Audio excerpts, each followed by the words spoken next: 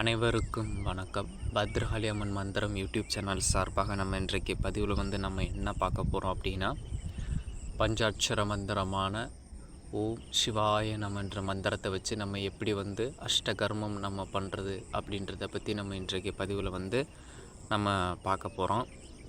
அதுக்கு முன்னாடி நம்ம சிவபெருமானுடைய பஞ்சாட்சர மந்திரத்தை பற்றி நம்ம தெரிஞ்சுக்கிறணும். இந்த மந்திரத்திலேயே ஓம் நம சிவாய, ஓம் சிவாய நமன்ற 2 மந்திரங்களும் இருக்குது. சரிங்களா? இந்த 2 மந்திரமுமே நம்ம இந்த மந்திரத்திலே நம்ம திருப்பி போட்டு தான் நம்ம இந்த மந்திரத்தை நம்ம படிக்கிறது. அப்போது இந்த மந்திரத்தோட பலன்கள் என்ன அப்படின்னா, நம்ம ஓம் நம சிவாயன்ற சொல்கிறதுனால நமக்கு பலவித சித்துகள் நமக்கு கிடைக்கும். அதே போல் ஓம் சிவாய நமன்ற சொல்கிறது மூலியமாகவும் நமக்கு பலவிதமான சித்துக்கள் கண்டிப்பான முறையில் நமக்கு கிடைக்கும். நம்ம இந்த மந்திரத்தை நம்ம அலசி ஆராய்ஞ்சு நம்ம பார்க்கல இதனோட பலன்கள் எண்ணில் அடங்காததாக இருக்கும். ஆனால் நம்ம இந்த ஓம் சிவாய நமன்ற மந்திரத்தை நம்ம பயன்படுத்தி எப்படி நம்ம இந்த முறையை நம்ம எப்படி சித்தி பண்ணுறது, அதை நம்ம எப்படி பயன்படுத்துறதுன்ற பதிவை நம்ம பார்க்கலாம்.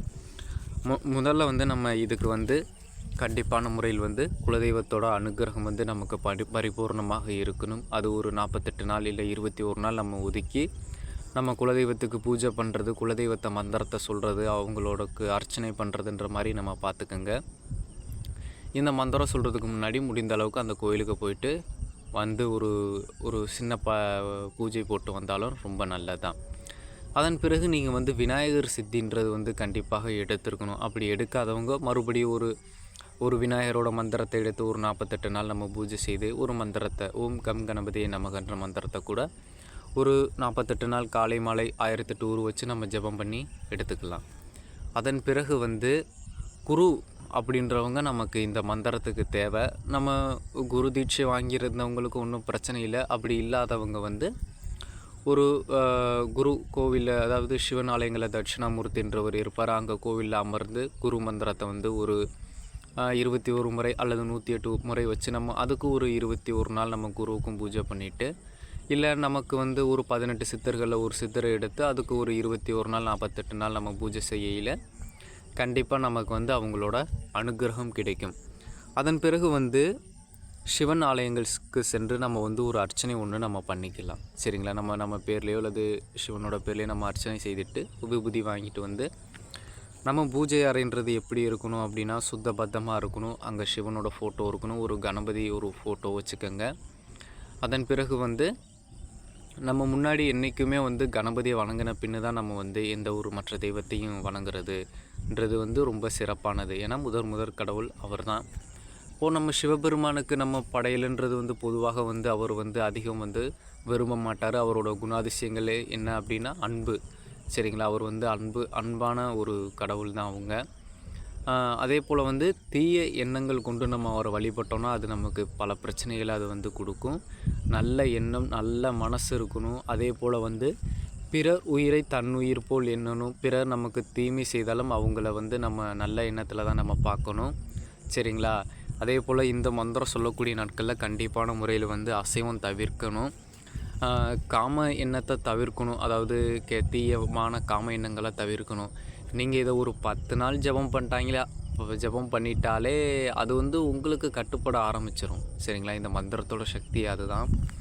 அதே போல் வீட்டில் வீட்டில் நம்ம பூஜை அறையில் இந்த மாதிரி பண்ணிவிட்டு இவருக்கு பூக்கள் வச்சு, அதாவது அர்ச்சனைக்கு பூக்கள் யூஸ் பண்ணிக்கலாம். திருநீர் அர்ச்சனை பண்ணிக்கலாம். சில பேர் கேட்கலாம், நான் சிவலிங்கம் வைத்து நம்ம பூஜை அறையில் வைத்து நான் பூஜை பண்ணிக்கலாமா அப்படின்னு. தனிப்பட்ட பூஜை அறையாக இருக்கும் பட்சத்தில் நீங்கள் சிவலிங்கமே வச்சுக்கலாம். அது எப்படி வைக்கணும் அப்படின்னா, ஒரு வில்வ பலகை ஒன்று ரெடி பண்ணிவிட்டு அது மேலே ஒரு வஸ்திரம், ஒரு சிவப்பு வஸ்திரமோ அல்லது மஞ்சள் வஸ்திரமோ விரித்து அதன் மேல் சிவலிங்கம் வைக்கணும். சரிங்களா? இப்போது நீங்கள் ஒரு முதல் நாள் முடிந்த அளவுக்கு ஒரு பாயாசம் அல்லது ஒரு பால், அந்த பாலில் சர்க்கரை கலந்து வைங்க. உங்களால் முடிந்த எந்த ஒரு படையல்னாலும் ஒரு வாழை இலையில் வைத்து ஒரு நெய் தீபம் ஒன்று ஏற்றிவிட்டு, மற்ற எந்த படையல்களும் அவசியம் இல்லை. அர்ச்சனைக்கு வில்வத்தால் அர்ச்சனை பண்ணலாம். இப்போது ஃப்ரீயாக இருக்க டயத்தில் கூட நீங்கள் ஃப்ரீயாக இருக்கிற டயம்னு நான் சொல்ல வரல, அர்ச்சனைக்குன்னு நம்ம வில்வ இலையால் நம்ம ஓம் சிவாய நம்ம அர்ச்சனை பண்ணாலும் நம்மளோட தெய்வீக சக்தின்றது அதிகரிக்கும். நம்ம கேட்ட வரம் நினைத்த வரம் கிடைக்கும். அதே போல் இந்த மந்திரம் வந்து மொத்தம் எத்தனை நாள், முதல் நாளும் கடைசி நாளும் படையல் வச்சா போதும். 1,00,000 முறை சொல்கிற மாதிரி பார்த்துக்கங்க. காலை மாலை 1008 உரு சொல்லணும். இதுக்கு வந்து அவ்வளோ ஒரு சமயம் ஒன்றும் ஆகாது. அதே போல் நீங்கள் வந்து ஒரு எண்ணிக்கையில் எனக்கு வேண்டாம், நான் எப்பொழுதுமே நான் ஜெபம் பண்ணிகிட்டே இருக்கணுன்ற பட்சத்தில் நீங்கள் அந்த மாதிரி ஜெபம் பண்ணையில் உங்களுக்கு வந்து தெய்வீக சக்தின்றது வந்து இன்னுமுமே வந்து உங்களுக்கு அதிகரிக்கும். நம்ம இந்த மந்திரத்தில் வேறு என்ன ஒன்று பார்க்கணும் அப்படின்னா, நம்ம இந்த மந்திரம் சொல்லையில் சித்தியாகிறதுக்கான அறிகுறிகள் என்ன அப்படின்னா, நம்ம உடலில் வந்து அனைத்துமே கட்டுப்பட ஆரம்பிக்கும்.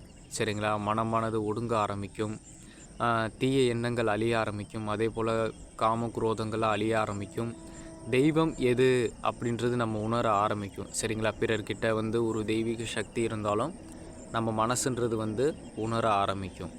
நம்ம இந்த மாதிரி நம்ம மந்திரம் சொல்லிவிட்டு ஓம் சிவாய நம்மன்ற மந்திரம் சொல்லிவிட்டு ஒரு 1,00,000 முறை நம்ம சொன்ன பிறகு அதன் பிறகு நம்ம வந்து அஷ்டகர்மம் வந்து நம்மளால் பண்ண முடியும். அது எப்படி பண்ணுறது அப்படின்னா, நம்ம அந்த பஞ்சாட்சரத்தை வந்து நம்ம ஒரு அச்சாரமாக கட்டமாக போட்டு வஷ்யம், ஆகர்ஷணம், மோகனம் நம்ம அதுக்குண்டான பீச்சாட்சரங்களை நம்ம கூட்டி நம்ம பிறர் மேல் அது பிரயோகம் பண்ணையில் வந்து அது பலன் கொடுக்க ஆரம்பிச்சிடும். அது வந்து நமக்கு எப்படி பலன் கொடுக்கும் அப்படின்னா, மொத்தம் வந்து 21 நாள்லேருந்து 48 நாளில் வந்து அந்த காரியம் வந்து நடக்கிற மாதிரிக்கு இருக்கும். அப்போது அதை வந்து எப்படி இருக்கும் அதோட பயன்கள் பலன்கள் அப்படின்னா ரொம்ப ரொம்ப சக்தி வாய்ந்ததாக இருக்கும். சரிங்களா? நீங்கள் ஒரு காரியம் பண்ணி கொடுத்ததை அதை வந்து முறியடிக்கணுன்றது வந்து ஒரு சாதாரண விஷயம் கிடையாது. ஏன்னா பஞ்சாட்சர மந்திரத்தை வச்சு நம்ம பிரயோகம் பண்ணையில் அதை கட்டுப்படுத்தக்கூடிய சக்தி அதை வந்து செய்தவர்களுக்கு தான் இருக்கும். அதே போல் நீங்கள் வந்து இதை வந்து அதிகமான ஜபமுறைகள், அதிகமான தவமுறைகள் நீங்கள் இருக்கக்கூடிய பட்சத்தில் நீங்கள் பண்ணுறதோட சக்தின்றது வந்து அதிகமாக இருக்கும். சரிங்களா? என்றைக்குமே சிவனை வச்சு நம்ம பண்ணையில் வந்து நம்ம நல்ல எண்ணங்கள், நல்ல சிந்தனையோடு இருக்கணும். அதே போல் வந்து நீங்கள் நல்ல காரியத்துக்கு பண்ணையில் வந்து இதனோட சக்தின்றது வந்து ரொம்ப ரொம்ப அதிகமாக இருக்கும். சரிங்களா? இனி அடுத்து வரும் பதிவுகளில் வந்து நான் என்ன அதை வச்சு நம்ம எப்படி பண்ணணுன்ற ஒரு விதிமுறைகளை வந்து நான் சொல்கிறேன். சரிங்களா? அதே போல் மந்திரங்களானது 1,00,000 முறைக்கு நம்ம மேலே சொல்ல வந்து அதனோட சக்தின்றது நமக்கு வந்து அதிகரிக்கும். சரிங்களா? நான் அடுத்த பதிவில் வந்து உங்களுக்கு இனி எல்லாம் போகிறேன். சரிங்களா? நன்றி, வணக்கம்.